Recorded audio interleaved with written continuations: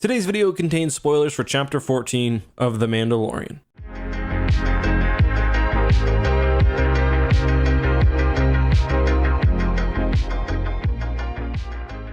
As millions despaired over the loss of the Mandalorian's beloved ship, the Razor Crest, I sat back and smiled. Personally, I've never been a fan of the ship. It's not the worst thing I've ever seen, but it's ugly not in a cool way like the Millennium Falcon, but in a minivan type of way. And to be honest, I am ready for something new and something cooler. Well, I've been thinking a lot since the episode came out, and I think I've actually got a decent guess at what the Mandalorian's next ship might be. Slave 2, a Pursuer-class enforcement ship, which I think will be introduced to Star Wars canon as the backup ship of Boba Fett. Alright, so before I try to convince you with my theory, let's talk about the Slave 2 as a ship and lay out its in-universe backstory from Star Wars Legends. So, Slave 2 made its first appearance in Star Wars Legends in Dark Empire, which of course was set after the Galactic Civil War, after Boba of course had taken a dip in the Sarlacc pit. Although we don't get a lot about Slave 2 in the actual comic, later material lay out that Boba was using it because Slave 1 was not available to him. It was impounded after his disappearance. The Essential Guide to Vehicles, the original version, not the new Essential Guide, has some nice details about the Slave 2. It was a Mandal Motors Pursuer-class enforcement ship, which, according to the book, was popular with Mandalorian police units because it was tough enough to handle pirates, but had enough cargo space for standard policing duties. Unlike, say, the Razor Crest, Slave 2 was a heavy patrol craft and had a very thick hull and powerful shield generators. Additionally, Slave 2 had two forward-facing blaster cannons, kind of like the Razor's Crest, but additionally an ion cannon turret and a tractor beam projector alongside a proton torpedo launcher. So a lot more firepower than something like the Razor's Crest, but less so than the Slave 1. And again, that's Boba Fett's version of the ship in Star Wars Legends. It was, of course, heavily modified. Interestingly, though, I should note that the proton torpedo launcher was rear-facing as well, so sort of like Slave 1 in that capacity, in that a bounty hunter or whoever was flying the ship could actually fend off those who would give chase. The book finishes its examination of the vessel's specifications by noting that Slave 2 had great sensor systems but lacked the unique stealth functions of Slave 1. The ship was also great for bounty hunters because, as a craft ordinarily used by police forces, it had a range of cells which could be used to house prisoners. Additionally, the ship was large enough to live on permanently, or at least as a mobile base, with a full range of accommodations for a pilot and also crew. By all means, Slave 2 or another Pursuit-class enforcement ship would be an upgrade for the Mandalorian. It would lose the age of the Razor Crest, which we see him use to help get around New Republic enforcement officials sometimes, but it would also sort of be a fresh start, given the fact that he is tied so closely to the now destroyed ship, and it would also be larger and more capable in combat. But why do I think Slave 2 could appear in Star Wars The Mandalorian? Well, let's go over the reasons, and first of all, this one's pretty simple. As the show has been progressing, The Mandalorian has been collecting more and more Mandalorian artifacts. It started off with his piece of Beskar, now he's got an entire Beskar suit, a jetpack, assuming it didn't actually phase out of existence last episode, and his spear. As mentioned, the Pursuer class is created by Mandal Motors, or at least it was in Star Wars Legends. In canon, the class name has been mentioned, although Slave 2 specifically has been not, but it's not yet been tied to Mandal Motors. Either way, Slave 2 would be a way for the Mandalorian to continue his sort of collection of Mandalorian artifacts and equipment, and I would argue that it's by far the most appropriate Mandalorian-made vessel for what he does, and I think it's also one that would translate nicely to the show. It would certainly look a hell of a lot better than that space van he's been flying up until this point. But anyway, that's just point one. Let's continue. First of all, I assume Boba Fett has an interesting backstory, which we just haven't learned yet. I think that will maybe be saved for his own show, but I assume part of that will include finding Slave 1. So I wouldn't be surprised if he has an interim ship, just like he did in Legends, with a similar movement between vessels. Once he finds Slave 1, which is still in most respects better than Slave 2, if not all respects, of course he would switch over, but in the meantime, he would use that. It also just makes sense from a logical standpoint that one of the characters that the Mandalorian is with with will help supply him with a new ship. Right now, he's got nothing. That's just as simple as it is. And he's traveling with Boba Fett, and perhaps he will meet others, but he's going to need to get a ship from somewhere, and I think if he gets it from Boba, there could be lots of cool moments where maybe he's discovering things that Fett left aboard. It would help him replace not only the ship, which of course he lost, but all of his equipment. I also think it makes sense just based on how the show has treated the Star Wars expanded universe, and especially Star Wars Legends up until this point. We recently had the recanonization, or very likely recanonization anyway, of Jaster Muriel, who was like a father figure for Jango Fett and is what really tied the Fett family to the Mandalorian tradition. We had Dark Troopers brought in. They've been doing a good job, as we talked about, of keeping the basic fundamentals of Star Wars as they were in Legends especially. So I wouldn't be surprised if they drew from the source material where it already exists. It seems like they've been, where possible, trying to tie things to established bits of lore already, so it just makes sense from that perspective. And I do think Boba Fett will eventually depart the show, maybe to star in his own series or comics or whatever else, so it would be a neat way to continually tie the two characters together. I mean, I guess it's also possible that Boba Fett dies or something and Slave One goes to the Mandalorian, or there's also just the option that he picks up whatever, but this is what I think would be fun and most interesting. I also don't want to put my crazy conspiracy theorist hat on too tightly, but they did also, as I mentioned, include the Pursuer class as named in the junior novelization for The Rise of Skywalker, which did come out in 2020, so if it was meant to be a reference, I think that's something the story group, who would have known where the Mandalorian was going, could have pretty easily inserted, just for a bit of nice continuity. But I don't know, I posted about this on Twitter, and a lot of you guys thought that the Slave 2 was brutally ugly as well, worse than the Razor Crest, and you know what? I completely understand that. I like it more. I think it's an ugly, very angular ship, but in a cool way. I like asymmetrical ships in the Star Wars universe. I really like the look of Slave 2 in Dark Empire 2, although of course it's not the iconic Slave 1, but I think its profile is different and it's just cool to see out on the battlefield. But that's just my opinion. I still do think that there is, though, a decent chance it's the next ship the Mandalorian gets to replace the Razor's Crest, but of course it is also possible that he just picks up another space van that he finds parked on Tatooine or something. Who knows? But guys, until next time, have a good one, be safe, and may the Force be with you.